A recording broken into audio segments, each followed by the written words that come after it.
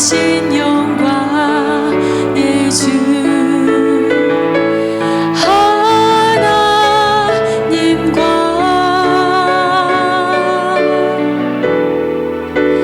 화목하게 하신 주 찬송과 존귀와 영광과 능력을 영원토록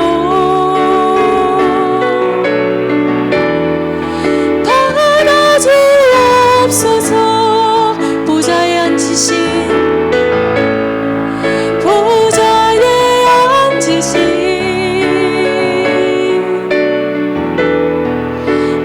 어린 양 예수 다 무릎 꿇고서 주 경배하리라. 이 시간에 사도신경으로 우리의 신앙을 하나님께 고백하도록 하겠습니다. 나는 전능하신 아버지 하나님 천지의 창조주를 믿습니다. 나는 그의 유일하신 아들 우리 주 예수 그리스도를 믿습니다. 그는 성령으로 잉태되어 동정녀 마리아에게서 나시고 본디오 빌라도에게 고난을 받아 십자가에 못 박혀 죽으시고 장사된 지 사흘 만에 죽은 자 가운데서 다시 살아나셨으며 하늘에 오르시어 전능하신 아버지 하나님 우편에 앉아 계시다가 거기로부터 살아있는 자와 죽은 자를 심판하러 오십니다. 나는 성령을 믿으며 거룩한 공교회와 성도의 교제와 죄를 용서받는 것과 몸의 부활과 영생을 믿습니다. 아멘. 우리 이 시간에 박수 치시면서 하나님 앞에 찬양으로 나아갑니다.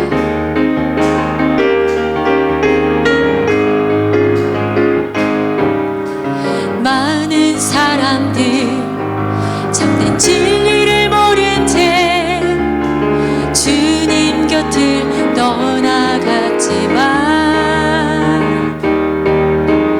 내가 만난 주님은 참 사랑이었고 진리였고 소망이었어. 난 예수가 좋다고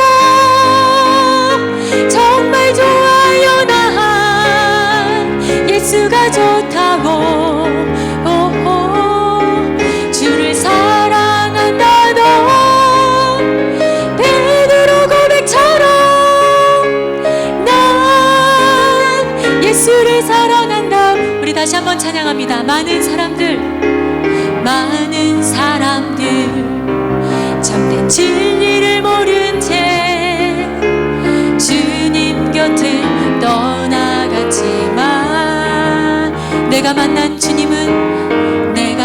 주님은 참 사랑이었고 진리였고 소망이었어. 난 예수가 좋다오. 난 예수가 좋다오. 정말 좋아요. 난 예수가 좋다고 주를 사랑한다던 베드로 고백처럼 난 예수를 사랑한다고. 무거운 짐진 자 다 내게로 오라. 내가 너를 쉬게 하리라. 이 길만이 생명의 길 참 복된 길이라 항상 내게 들려주셨어. 난 예수가 좋다오. 난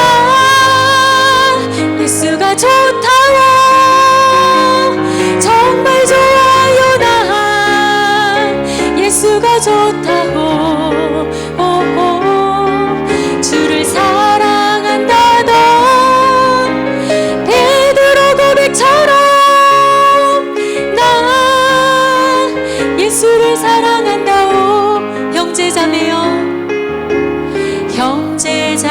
인하여 참된 행복을 찾거든 예수님을 만나보세요.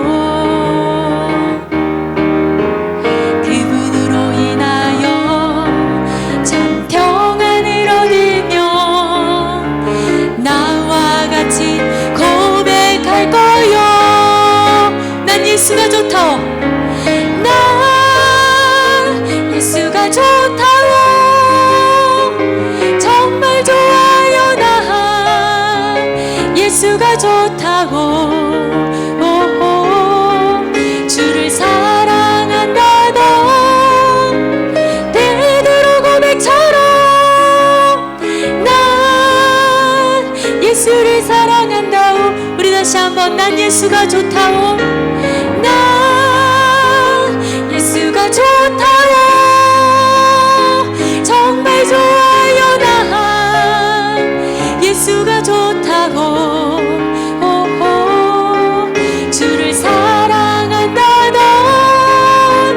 베드로 고백처럼 난 예수를 사랑한다오. 주를 사랑한다던 주를 사랑한다던 베드로 고백처럼 난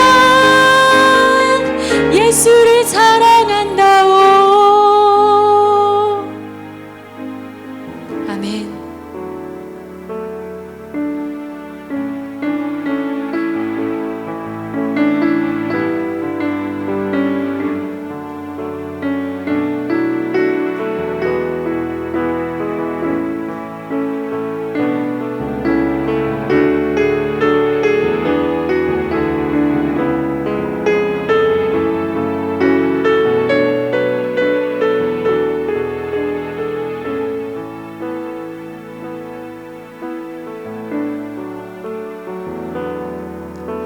주님 나를 부르셨네. 놀라운 사랑으로 온유하고 겸손하신 주님, 그 안에서 나 쉼을 얻네. 주님 나와 함께하네. 어두운 세상 속에도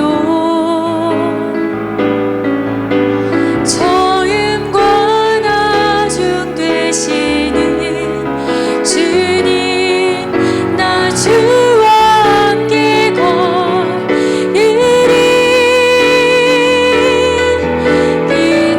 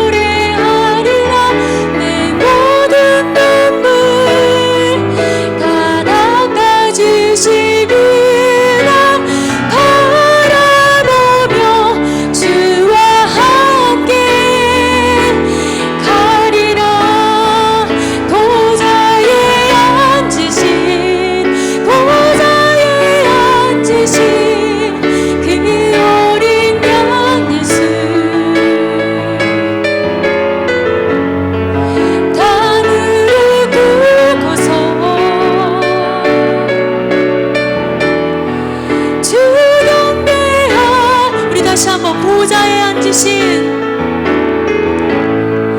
보좌에 앉으신 그 어린 양 예수, 그 어린 양 예수, 다 무릎 꿇고서, 다 무릎 꿇고서 주 경배하리라. 주 경배하리. 찬송과 존귀와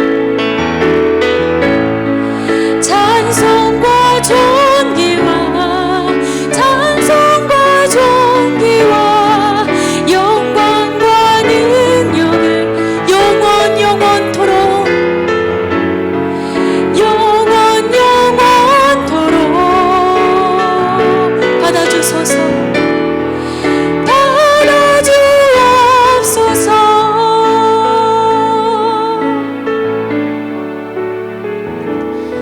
우리를 이곳으로 부르신 주님의 음성 앞에 우리가 이 시간 찬양과 또한 기도와 말씀으로 주님 앞에 반응하길 원하오니 하나님 오셔서 어그러지고 억눌린 우리의 마음 가운데 하나님의 자비하신 사랑을 부어 주시옵소서. 이 시간 주님 앞에 기도로 나아가도록 하겠습니다. 하나님, 우리는 주님 없이는 살 수 없는 진토와 같은 존재입니다. 하나님 오셔서 이 시간 주님의 부르심 앞에 반응할 수 있는 우리의 영혼을 주님 이끌어 주시옵소서. 우리의 영혼을 이끌어 주시옵소서. 우리의 영혼을 깨워 주시옵소서. 하나님, 주님 앞에, 주님의 보좌 앞에 무릎으로 나아가오니 우리가 헛된 것들을 구하였던 모든 것들을 주님 앞에 내려놓습니다.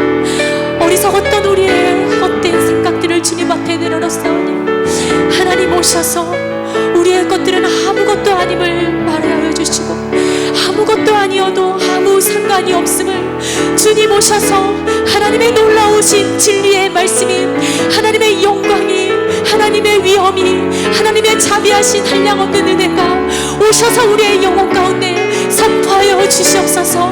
말씀하여 주시옵소서.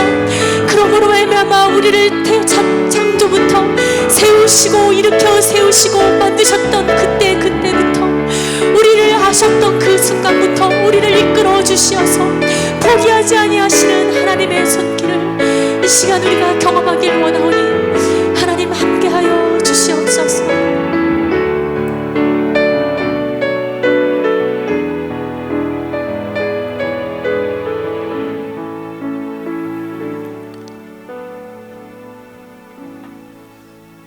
우리를 사랑하시는 아버지 하나님, 우리 주님을 기억하며 주님 백성들 예배하게 하시니 감사드립니다.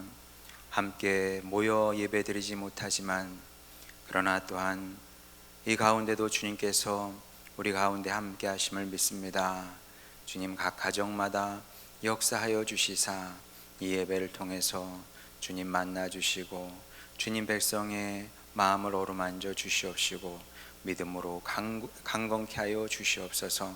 그렇게 주님, 이 시간이 우리 모두에게 회복의 시간 되게 하시고 변화의 시간 되게 하시며 주님께는 영광의 예배되게 하여 주시옵소서. 모든 것 주님께 맡기며 사랑 많으신 우리 구주 예수님의 이름으로 기도드렸습니다. 아멘.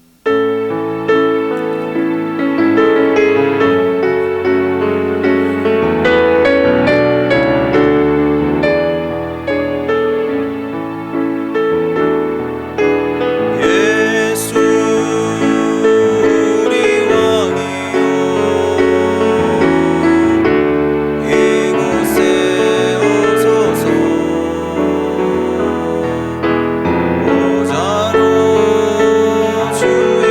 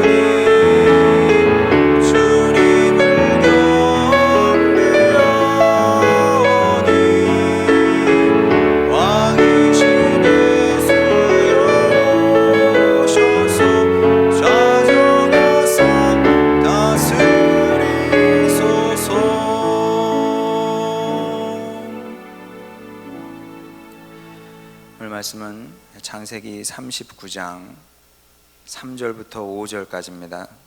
3절부터 5절까지입니다. 창세기 39장 3절부터 5절까지 보도록 하겠습니다. 제가 봉독합니다. 그의 주인이 여호와께서 그와 함께 하심을 보며 또 여호와께서 그의 범사에 형통하게 하심을 보았더라.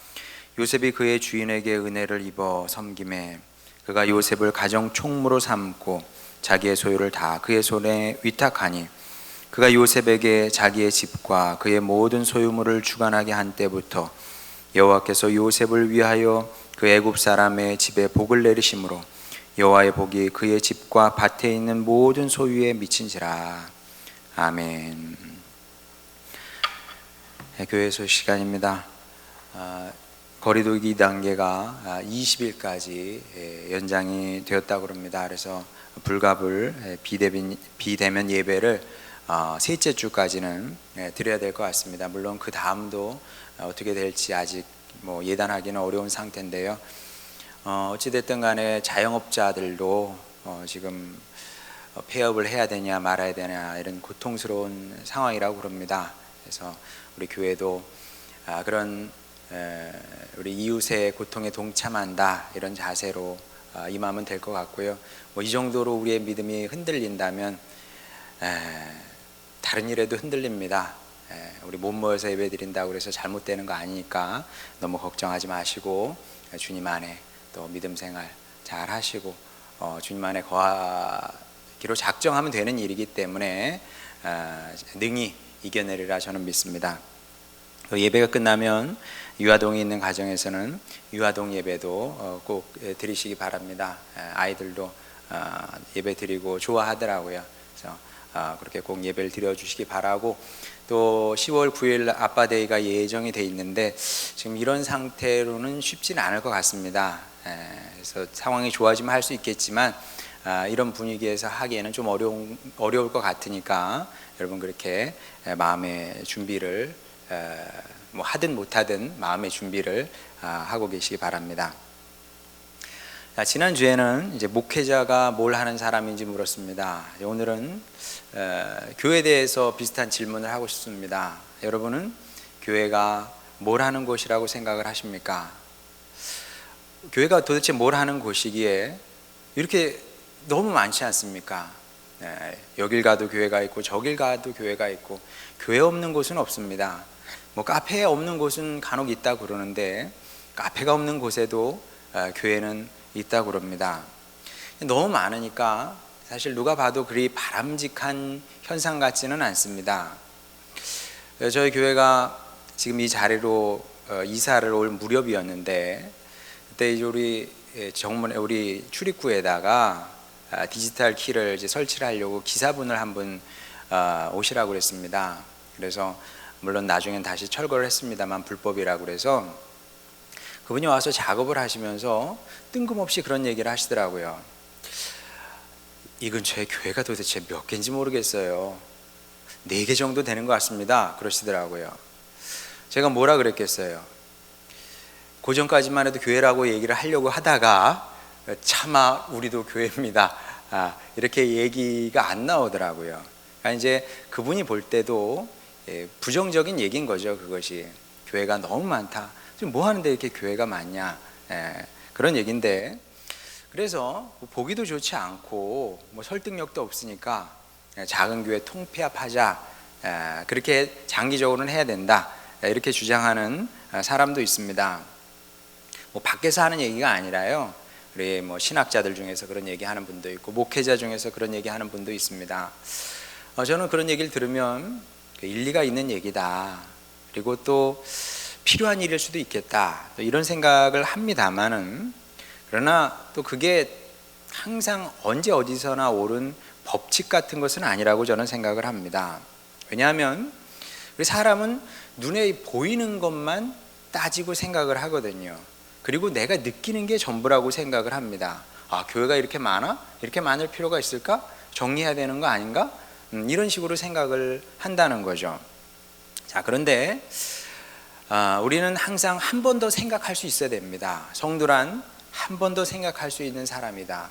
어떤 관점에서요? 하나님의 관점에서 한 번 더 생각할 수 있는 사람이 성도다. 저는 이렇게 생각을 합니다. 보이는 게 전부는 분명히 아닙니다. 자, 여러분이 산에 한번 가셨다고 한번 생각을 해보세요. 자, 가셔서 삽을 가지고 땅을 한번 파보세요. 뭐 두세 번 크게 땅을 파서 흙을 이렇게 뒤져보면 거기 뭐 벌레가, 다양한 종류의 벌레가 나올 겁니다. 아마도 뭐 지렁이부터 시작해서 뭐 다양하게 나오겠죠. 자, 그러면 그 중에 여러분이 아는 곤충이 몇 개나 될까요? 여러분이 알고 이름도 알고 그 곤충의 생명 특징도 아는 그런 곤충이 몇 개나 될까요? 몇 개 안 될 겁니다. 자, 근데 어쨌든 하찮은 생명체입니다. 너무 하찮아서 우리가 이름조차 기억하지 못하고 이름조차 알아야 될 필요를 못 느낀다는 겁니다. 자, 그러면 걔는 너무 하찮은 생명체여서 우리 생태계에서 아무 의미도 없고 가치도 없고 사라져줘도 되는, 그러니까 뭐 생물학적으로 말하면 멸종돼도 되는 그런 곤충이냐, 그런 생명체냐? 그렇다고 답할 수 있는 사람은 아무도 없을 겁니다. 장수하늘소가 뭐 대단한 거라고, 장수하늘소 한번 발견이 되면 신문에 나지 않습니까? 어떤 종도 없어지는 것을 원하는 사람은 없습니다. 그리고 우리가 알지 못할 뿐이지 각각의 생명체는 우리 생태계 내에서 어떤 역할을, 정해진 역할을 하는 것이 분명하다는 거죠. 심지어 여러분, 곰팡이만 해도 어떻습니까? 곰팡이는 우리가 진심으로 혐오하고 싫어합니다. 그래야 안 그래요? 그렇죠. 산에 있는 벌레야 우리하고 관계없어요. 있거나 말거나 관계없습니다만은 곰팡이는 우리가 정말 혐오하고 싫어합니다. 방 안에든 화장실에든 어디든 곰팡이 쓸면, 이게 피면 기분 나쁘고 어떻게 이거 없애야 되나 생각하지 않습니까? 자, 그러면 곰팡이 없어져야 될까요? 이 세상에서? 곰팡이는 없어져야 되는 존재입니까? 그렇지 않다는 거죠. 곰팡이가 없어지면 어떻게 될까요? 재앙이죠, 재앙. 곰팡이 없는 세상은 우리가 상상할 수도 없는 겁니다. 곰팡이가 없으면은 글쎄 우리가 살 수 있을까요? 잘은 모르겠는데 살 수 없을 것 같은데요. 자, 이렇게 모든 생명체는, 심지어 곰팡이조차도 이 생태계 안에서 나름의 의미와 역할이 있다는 건데, 자, 그러면 교회는 뭡니까? 교회는 그리스도의 몸이거든요. 크든 작든 어쨌든 그리스도의 몸으로 세워진 겁니다. 그래서 어떤 교회라도, 물론 사탄에 사로잡힌 교회 뭐 있을 수 있겠죠. 근데 뭐 그런 아주 이상한 교회가 아닌 이상은 사람들이 알지 못하는 그 나름의 독특하고 특별한 의미와 가치를 가지고 있다는 겁니다. 어떤 교회도 그런 겁니다. 우리가 차를 타면서 지나가면서 보는 아주 누추한 교회, 아유 저런 교회가 되나, 저 교회는 왜 있지라고 생각하는 교회조차도 그 나름의 그리스도의 몸으로서의 의미와 가치를 가지고 있다는 거죠. 다만 왜 우리에게 하찮게 보이냐 하면 그 의미와 가치가 숨겨져 있기 때문에 누구도 그 존재를 귀히 여기지 않는 겁니다. 보이면 귀하게 여기겠죠. 근데 보이지 않기 때문에 교회를 하찮게 여기고 없어지기를 바라고 없어져도 된다고 생각을 하는 겁니다. 자, 그런데 하나님의 역사에서 보게 되면 정말 그렇습니다. 자, 요셉 이야기가 이 사실을 보여주거든요. 요셉 이야기가 보여주는 것은 굉장히 많이 있습니다만 그 중에 하나는 무엇이냐 하면 사소한 것에, 하찮은 것에 귀함인 겁니다. 여러분, 이 당시에 요셉은 사회적으로 보면 비천한 종이었습니다. 말 그대로 비천한 종이었죠.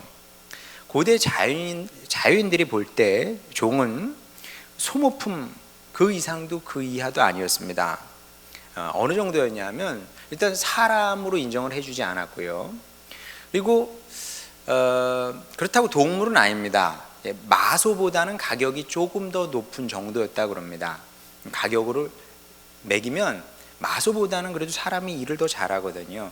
그러니까 마소보다는 좀 가격이 나가는 소모품 정도로 그 정도 대우를 받았다는 거죠. 뭐 현대인 입장에서 보면 끔찍한 얘기입니다.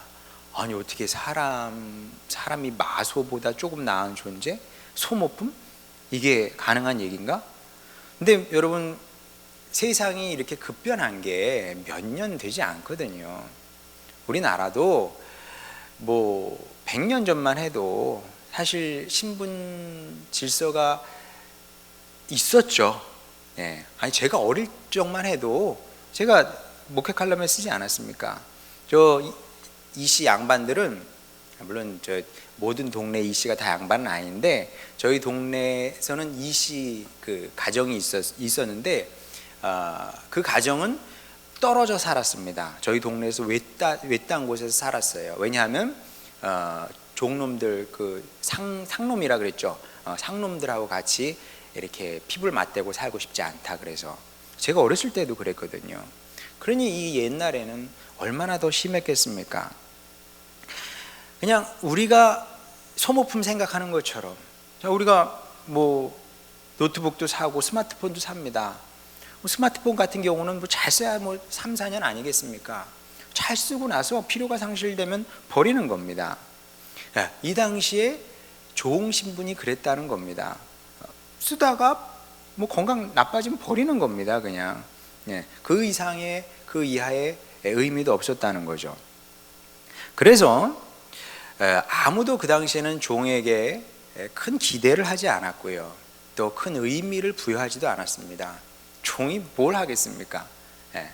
종에게 뭘 기대를 하겠으며 그의 인생에 무슨 의미가 부여가 되겠습니까? 근데 요셉이 이런 사람이었다는 겁니다. 없어도 되는 사람, 요셉 하나 죽어도 누구 하나 눈 깜짝하지 않는 그런 불쌍한 사람이었다는 겁니다. 자, 그런데 하나님도 요셉을 그렇게 보셨느냐? 자, 이것이 이제 우리의 질문인 거죠. 모든 사람은 다 그렇게 요셉을 생각하고 있었습니다.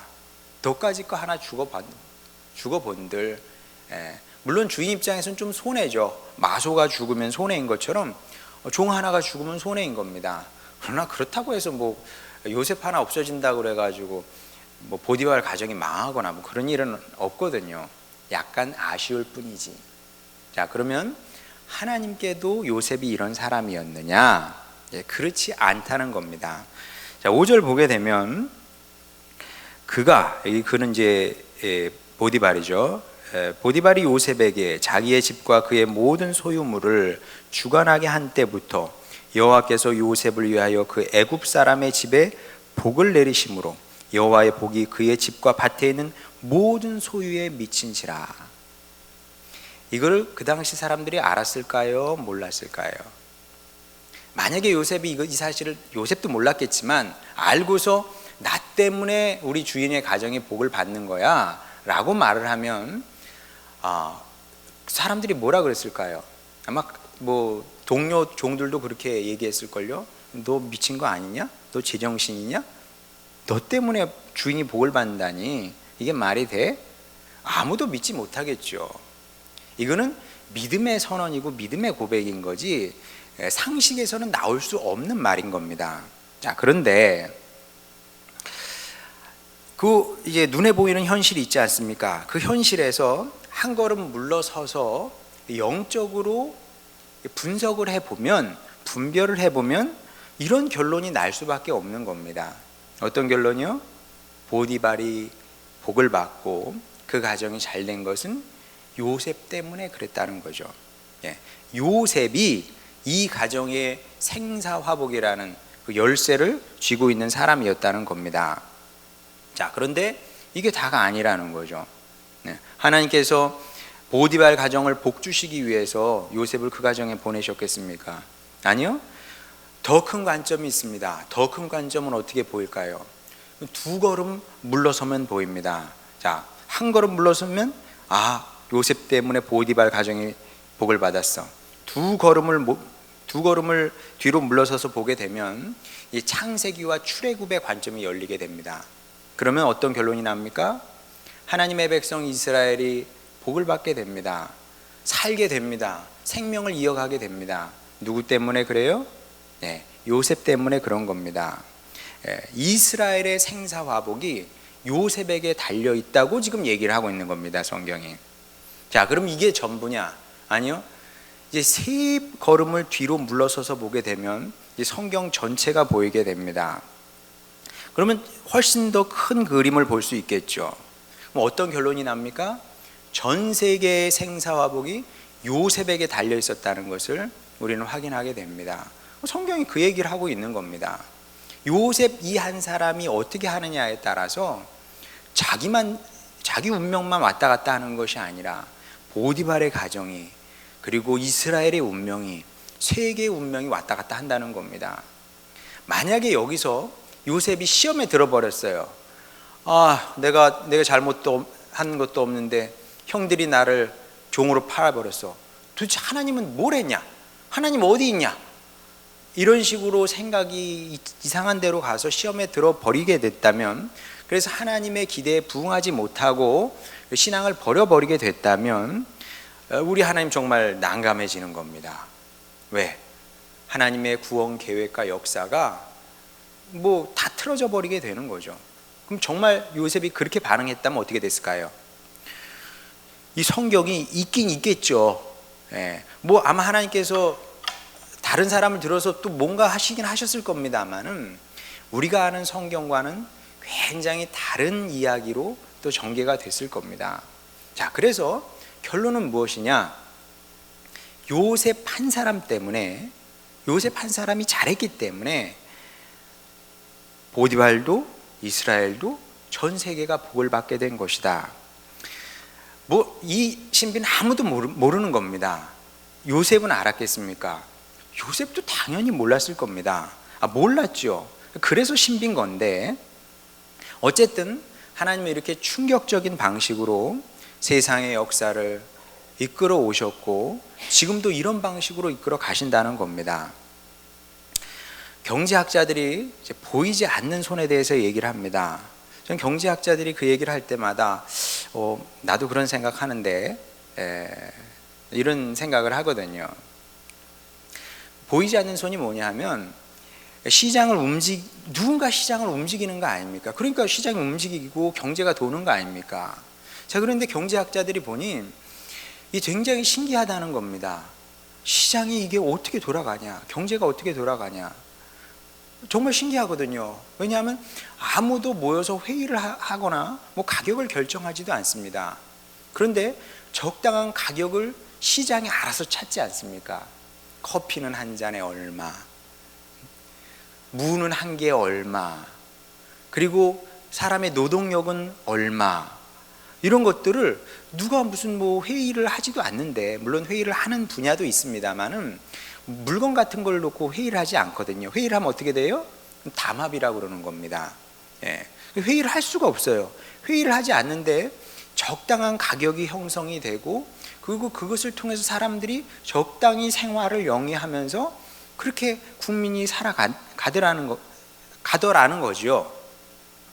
그래서 사람들이, 경제학자들이 그것을 이제 보이지 않는 신비한 손이다 이렇게 얘기를 하는데, 그런데 성경을 읽게 되면 경제학자들이 말하는 이 보이지 않는 손보다 더 큰 손을 얘기하고 있다는 겁니다. 경제학자들의 그 손을 통제하는 더 큰 손. 근데 이게 너무 큰 손이다 보니까, 이 손이 너무 크다 보니까 아무리 천재적인 사람도 그 손을 인식을 하지 못하는 거죠. 인지를 하지 못하는 겁니다. 그러니까 이 신앙의 세계는 머리하고는 상관이 없습니다. 천재라고 해서 보이는 게 아닙니다. 그럼 어떻게 보여요? 믿음으로 보이는 거죠. 내가 믿음으로 그 손을 보겠습니다 하면 그제서야 보이는 겁니다. 마치 창세기를 쓴 사람이 만약에 모세라면 모세는 이게 보이는 거죠. 요셉 때문에 하나님께서 보디발 가정에 복을 주셨구나. 믿음으로 보이는 겁니다. 믿음으로만 볼 수 있는 겁니다. 왜냐하면 영적인 세계는, 하나님의 세계는, 하나님의 손은 믿음으로만 볼 수 있기 때문에. 영의 눈을 뜬다는 것은 다른 것이 아니고 이렇게 믿음의 눈을 뜨는 겁니다. 믿음의 눈을 뜨니까 그게 보이는 거죠. 자, 이렇게 성경을 읽어보게 되면 그런 내용의 말씀을 하고 있는 겁니다. 우리 역사를 주관하는 것이 시장에 보이지 않는 손이 아니라 하나님의 크고 위대한 손이 주관하는 거다. 근데 여기까지야. 신앙이 없는 사람도 그래 신이 있다면 그렇겠지. 하나님은 그 정도 능력 없겠어? 이렇게 생각을 할 겁니다. 자, 그런데 성경이 말씀하는 것은 이게 전부가 아니라는 거죠. 성경을 보게 되면 더 놀라운 말씀을 합니다. 어떤 말씀이냐 하면 성경은 보이지 않는 하나님의 손만 얘기하는 것이 아니라 그 하나님의 손을 움직이는 사람들에 대해서 얘기를 하고 있는 거죠. 자, 그럼 보세요. 여기 층위가 도대체 몇 개인지. 경제학자들은 시장을 움직이는 보이지 않는 손에 대해서 얘기를 합니다.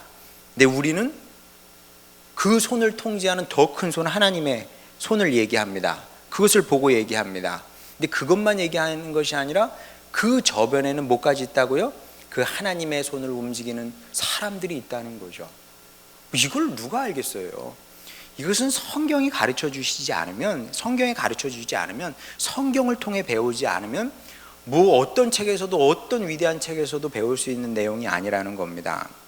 그런데 성경은 창세기부터 계시록까지 계속 이 말씀을 하고 있는 거죠. 하나님을 움직이는 사람들이 있다. 그 사람이 누굽니까? 3절 보겠습니다. 그의 주인이 여호와께서 그와 함께 하심을 보며 또 여호와께서 그의 범사에 형통하게 하심을 보았더라. 자, 이게 무슨 얘기예요? 요셉 얘기인 거죠. 요셉 얘기. 요셉 얘기인데 하나님께서 움직이셨어요. 움직이셨는데 왜 움직이셨어요? 요셉 때문에 움직이신 겁니다. 하나님은 그냥 움직이시는 것이 아니라 당신 사람 때문에, 당신과 동행하고 당신과 함께하는 사람 때문에 움직이시는 분이라고 성경이 말씀하고 있는 겁니다. 이 또한 신앙의 비밀이자 놀라움이죠. 그래서 시편 보면 뭐라고 그럽니까? 인자가 누구이기에, 사람이 누구이기에, 다윗의 고백 아니겠습니까? 주님, 내가 누군데 저를 이렇게 높이시고 귀하게 관을 씌우시고 저를 이렇게 귀하게 대접을 하십니까? 그런 얘기거든요. 그겁니다. 요셉이 도대체 누구이기에 하나님께서 그를 보시고 그를 위해서 일하시고 그 때문에 움직이시더라는 거죠. 그 때문에 역사하신다는 겁니다. 자, 그러면 요셉이 도대체 누굽니까? 누구의 종이죠. 종일 뿐만 아니라 사회적으로 보면 소모품 같은 사람이라고 그랬습니다. 아무도 주목하지 않는 사람이었습니다. 자, 그런데 하나님은 어떻다고요? 관계없어. 네가 종인 게 왜 문제가 되지? 사람들이 너를 소모품이라고 생각하지? 나에겐 아무 하등 문제가 안 돼. 왜냐하면 하나님은 외모로 사람을 취하지 아니하시기 때문에 그렇습니다. 심지어 여러분, 사무엘조차도 외모로 사람을 취하지 않습니까? 사람 다 똑같거든요. 저는 사람을 외모로 취하지 않겠습니까? 아니에요. 누구나 다 그런 게 있어요. 저 사람이 높은 자리에 있다든지 가지고 있다고 하든지 그러면 누구나 사람은 조금 약해지는 법입니다. 그런데 하나님은 그렇지 않다니까요. 그 사람의 외모를 묻지 않아요. 그 사람의 재산을 묻지도 않고 교육 정도를 묻지 않고 신분을 묻지 않는다는 겁니다. 하나님은 누가 뭐래도 당신과 동행하는 사람을 귀히 여기셔서 그를 통해서 일하신다는 거죠. 오직 그 사람을 통해서 세상을 구원하시기도 하시고 세상을 축복하시기도 하신다는 겁니다. 지금 그 얘기를 창세기가 요셉을 통해서 우리에게 전하고 있다는 거죠. 제가 이런 사실을 이제 성경을 통해서 배우면서 저도 청년 시절에는 우리 민족, 우리 나라, 또 경제 이런 것을 보면서 근심도 하고 그랬습니다만은 이제 지금은 좀 많이 달라진 것 같습니다. 지금 저의 근심은 뭐 경제라든지 정치 문제라기보다는 교회 문제입니다. 교회가 제 마음에 늘 걸려요. 그럴 수밖에 없는 것이 사람들은 조금 착각을 합니다. 우리 정치가 제자리를 찾고 경제가 회복되면 상승 곡선을 타면 살만한 세상이 올 거라고 생각하는 것 같아요. 물론 뭐 여기에 대해서 누가 아니라고 부정할 사람은 아무도 없습니다. 저도 그렇게 당연히 생각합니다. 정치가 제자를 찾고 또 경제가 좋아지면 살기 좋은 세상이 오는 거죠. 아무도 부정하지 않습니다.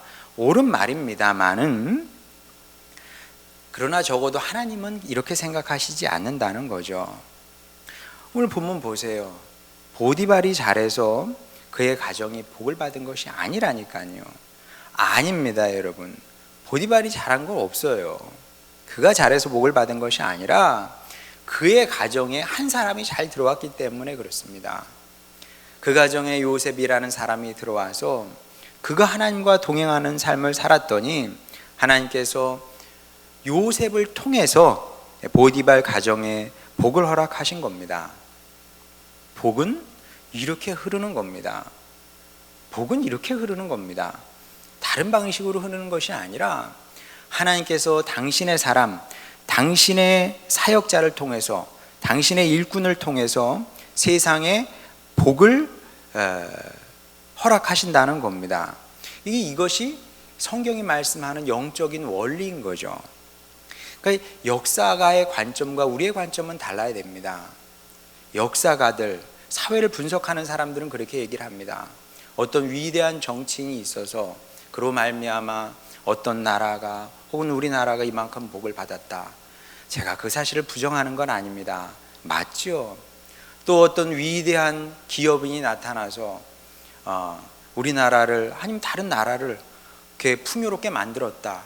누가 그것을 부정하겠습니까? 그러나 그것도 맞는 얘기고요. 그래서 우리는 그런 분들에게 고맙게 생각을 하고 늘 감사한 마음을 가져야 되지만, 그러나 이것은 사람의 생각일 뿐이지 하나님께 여쭤보면 하나님 뭐라 그러실까요? 내 백성이, 성도들이 나와 동행함으로 말미암아 내가 어떤 사람을 일으켜서 너희 나라에 복을 줬다, 이렇게 말씀하시지 않겠습니까? 역으로 우리는 그렇게 생각을 합니다. 어떤 지도자가, 나쁜 지도자가 나타나서 공동체를, 기업을, 나라를 망가뜨려 놨다, 이렇게 얘기를 합니다. 그것도 맞는 얘기일 겁니다. 그런데 주님께 여쭤보면, 주님, 왜 이 공동체가, 이 기업이, 우리나라가 이렇게 됐습니까? 여쭤보면 주님께서 뭐라고 대답하실까요? 슬픈 얼굴을 하셔서, 슬픈 얼굴로 내 백성이, 내 교회가 그 사회에서, 그 공동체에서 제 역할을 하지 못했기 때문에 그렇다, 이렇게 말씀하신다는 겁니다. 아니, 제가 없는 얘기를 하는 것이 아니고요, 구약 성경 계속 그 얘기인 겁니다. 결국 열왕기 상하, 열왕기 상하뿐만이 아니라요, 그 전부터 사무엘 상하부터 열왕기 상하, 역대 상하 다 그런 얘기 아닙니까? 그런 말씀 아닙니까?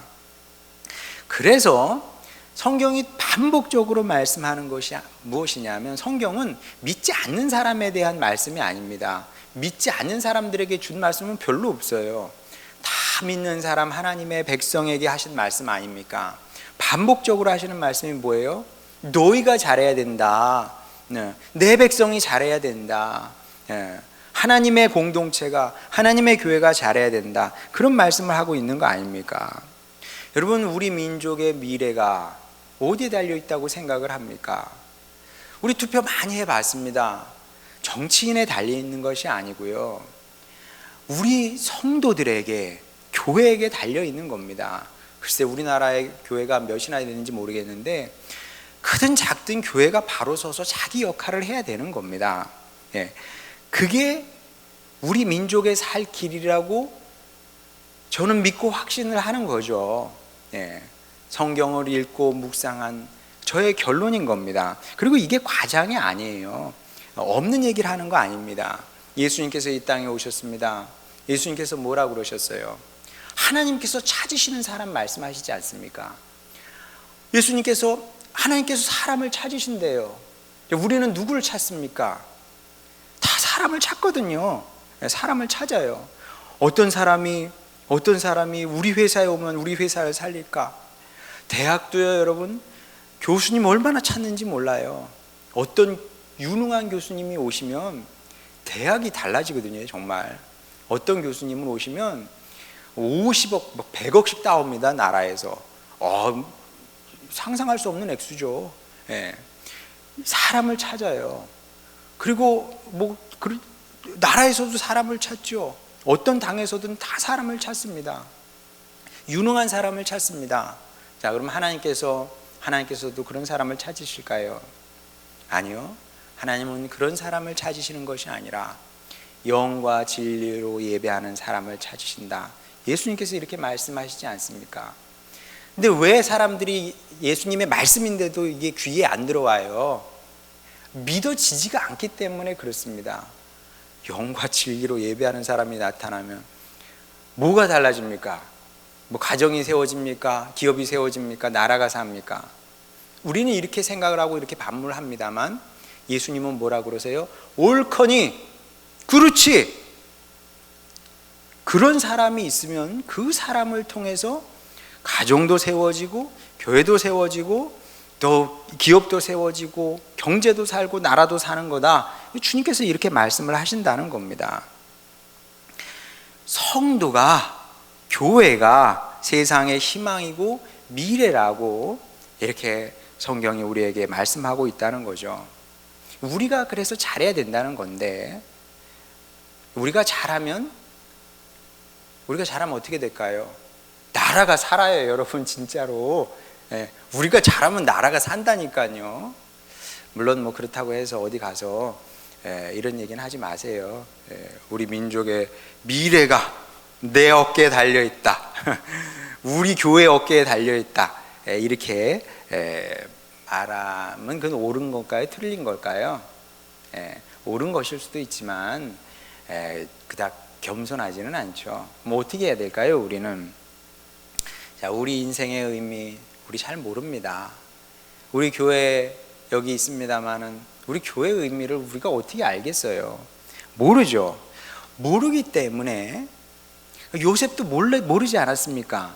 모른 상태로 겸손히 요셉처럼 살면 되는 겁니다. 그렇게 우리 자리에서 나는 내 일을 하는 거죠. 주님을 섬기고 따르고 귀히 여기고, 또 교회도 그거 하는 겁니다. 잔머리 굴리지 말고 정도를 걸어가는 거죠. 정도를 걸어서 굳이 옳지 않은 걸 하지 않고, 우리 살겠다고 이렇게 하는 길 가지 않고, 우리가 정도를 걸어가면 주님께서 살려주시겠지, 이 믿음을 가지고 우리는 그저 그런 자세로 예배 드리고 주님 섬기고 주님께서 우리에게 맡겨주신 일들 그렇게 해 나가는 겁니다. 그러면 우리 삶에 대한, 또 우리 교회의 존재 의미에 대한 평가는 하나님께서 하시게 돼 있습니다. 하시게 돼 있어요. 근데 어떻게 평가하실지는 우리는 모르는 거죠. 다만 바람은 누가 알겠습니까? 누가 알겠어요? 요셉이 이런 평가를 받을지 누가 알았겠습니까? 아무도 모르는 겁니다. 우리도 몰라요. 후일 주님께서 그렇게 말씀해 주실지도 모릅니다. 우리가 주님 앞에 가서 주님, 우리가 한 일이 없습니다. 제가 한 일이 없고 우리 교회 한 일이 없습니다. 주님께 말할 수밖에 없겠죠. 우리가 한 게 뭐가 있겠습니까? 그러면 주님께서 뭐라고 대답하실까요? 알 길은 없으나 그렇게 대답하실지도 모릅니다. 아니다, 사랑하는 아들아, 사랑하는 딸아, 네가 네 자리에 있어서, 그리고 너희 하늘소망교회가 그 자리에 있음으로 말미암아 내가 대한민국을 붙잡고 있었노라, 대한민국을 축복하였노라, 구원하였노라, 이렇게 말씀하실 수도 있다는 거죠. 그럴 수 있다고 저는 믿습니다. 이 믿음으로 우리는 또 주님 따라가는 거죠. 요셉의 신앙으로 살아가는 겁니다. 그러면 여러분, 이것보다 더 큰 영광이 어디 있겠습니까? 이보다 더 큰 위로가 어디 있겠으며 이보다 더 큰 상이 어디 있겠습니까? 그러니 소망을 품고 요셉처럼 여러분 자리에서 날마다 주님과 동행하시기 바랍니다.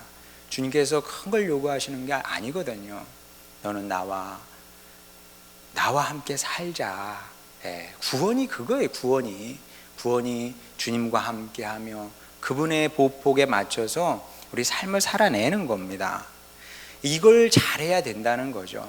다른 걸 잘하려고 하지 말고, 물론 다른 것도 잘해야 되지만 우리 인생에서 가장 중요한 것은 하나님과 동행하는 삶을 살아내는 거다. 이걸 가장 귀히 여기는 것이고 인생의 목표로 삼는 것이다. 그래서 꼭 이런 성도들이 됨으로 말미암아 요셉이 그랬던 것처럼 우리도 부지 중에, 우리는 알지 못하지만 부지 중에 우리 민족을 구원하고 축복하는 정말 진정한 의미에서의 복의 근원, 이 시대의 복의 근원으로 살아내는 여러분이 되시고 또 우리 교회가 되고 또 여러분 가정이 되시기를 주님의 이름으로 축원합니다. 기도하시겠습니다. 사랑하는 아버지 하나님, 우리가 누구이기에 이렇게 축복하시고 귀히 여기시사 귀한 사명을 주셨습니까? 아버지 하나님, 우리가 이 사실을 늘 기억하게 하여 주시옵소서. 우리가 주님의 사람으로 산다는 것이 단순히 우리만 위함이 아니고 또 우리에게 많은 생명이, 어쩌면 우리 민족이, 어쩌면 전 세계의 운명이 우리의 어깨에 짊어져 있다는 사실을 우리 기억하며 주님의 사람으로 살기를 원합니다. 주님, 종의 삶일지라도, 소망 없는 삶일지라도, 아무 희망이 보이지 않는 삶일지라도, 그럴지라도 우리 주님과 동행하며 살 수는 있습니다. 주님 붙잡고 살 수는 있습니다. 주님, 그 삶을 선택하는 저희들 되게 하여 주시사, 우리 참 부족하고 누추한 인생이지만 그러나 주님께서 여기에 의미를 부여하시사 우리를 통해서 많은 사람이 복을 얻고 또 생명의 길 걸어가는 것 보게 되기를 원하오니 아버지 하나님, 우리 모두를 그렇게 사용하여 주시옵소서. 아버지, 이런저런 문제로 인해서 우리 민족이 또 시국이 어지럽고 시끄럽고 또 고통당하는 주님의 백성들이 참 많이 있습니다. 아버지 하나님, 우리가 할 수 있는 일 아무것도 없지만 그러나 여기서 또한 주님을 의지하고 믿고 기도함으로 나아가겠사오니 아버지 하나님께서 이 어려움도 우리 민족이 또 우리 교회가 또 민족교회가 잘 이기며 극복하게 되기를 원하나이다. 아버지 하나님께서 그렇게 우리 모두 축복하여 주시옵소서. 특별히 우리 하늘소망교회 축복하여 주시기를 원합니다. 한 사람 요셉이 바로 살았더니 세계가 구원을 얻었다고 그럽니다. 주님, 그렇다면 한 교회가 바로 선다는 것이 얼마나 위대한 일이겠습니까? 쉬운 일은 아니겠지만 우리가 포기하지 않고 또 교회를 위해서 기도하며 교회와 함께 싸우며 나아가겠사오니 주여, 주님의 교회를 축복하여 주시고 주님의 교회에 속한 모든 주님 백성들 이렇게 요셉과 같은 사람으로 날이 갈수록 변화 발전하는 것 보게 되기를 원하나이다. 하여 요셉 같은 주님의 사람을 키워내는 주님 교회가 되게 하여 주시옵시고 주님께서 그때까지 우리와 함께 하시며 주님 백성들 또 가정 또 우리 자녀들 축복하여 주시기를 원하나이다. 하여 우리를 향한 주님의 선하시고 아름다운 뜻 우리 가운데 다 이루어지는 것 보게 하여 주시옵소서. 또한 우리를 통해서 우리 북한 동포들도 구원받게 되기를 원하오니 아버지 하나님, 우리 소망으로 신앙생활하고 주님을 따라가겠습니다. 그렇게 우리 모두를 복의 근원 삼아 주시고 우리를 통해서 이 어려운 때 우리 모두가 이기고 극복하게 되기를 원하오니 그런 진정한 주님의 사역자로 우리 모두를 세워 주시옵소서. 주님께서 주님 백성들 축복하심을 믿습니다. 감사드리며 사랑 많으신 우리 구주 예수님의 이름으로 기도드렸습니다. 아멘.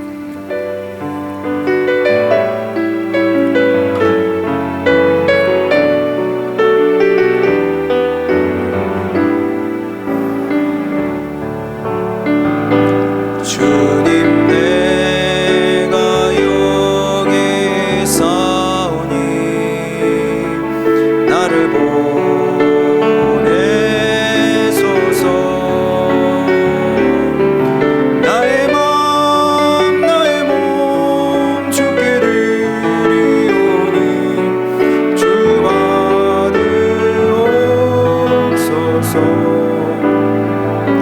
주님 내가 여기 사오니 나를 써주소서.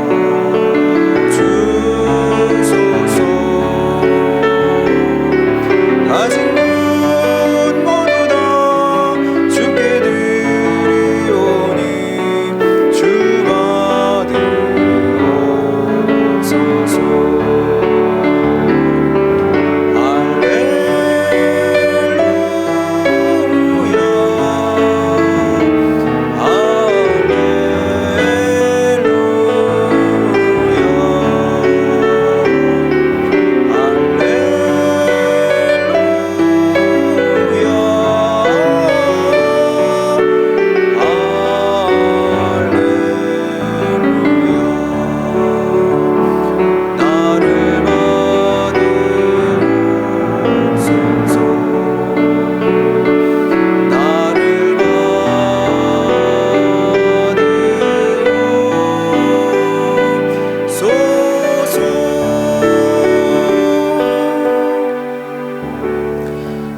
지금은 우리를 위해서 이 땅에 오신 우리 구주 예수 그리스도의 은혜와 그 독생자 아들을 우리를 위해서 아낌없이 내어주신 아버지 하나님의 크신 사랑하심과 그 사랑의 힘과 크기와 능력을 우리 가운데 나누고자 하시는 성령님의 역사하심이 이제 요셉과 같은 자세로 남은 인생을 삶으로 말미암아 우리가 알지 못하는 사람까지도 구원하고 축복하는 그런 위대한 아름다운 삶을 살겠습니다 소망하며 다짐하며 돌아가는 주님 백성 머리 위에, 가정 위에, 교회 위에 지금으로부터 영원토록 함께 하시기를 간절히 축원하옵나이다. 아멘.